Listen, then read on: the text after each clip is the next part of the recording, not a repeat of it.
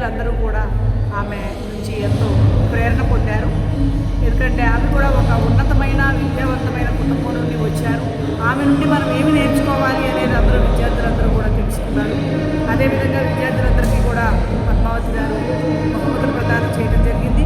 ఈ సందర్భంగా పెహల్గామ్ సంఘటనను ప్రదర్శిస్తూ ఏ రకంగా మనం ఆపరేషన్ సింధూర్ జరుపుకున్నాము, ఏ రకంగా ఈ ఆపరేషన్ సింధూర్లో విజయం పొంది అన్ని రాష్ట్రాల వారు తమ సాంస్కృతిక నృత్యాలతో ఏ రకంగా అయితే మనం ఆనంద సంబరాలు జరుపుకున్నామో అది ఒక థీమ్. అలాగే environmental protection and resources conservation అనే థీమ్ తీసుకొని ఈ కార్యక్రమం చేయడం జరిగింది. రోబోటిక్స్ అండ్ ఏఐ ప్రదర్శన కూడా జరిగింది. ఇందులో విద్యార్థులు వివిధ రకాలైన లేటెస్ట్ ఎక్విప్మెంట్ని తయారు చేసి ప్రదర్శించడం జరిగింది. ఈ సందర్భంగా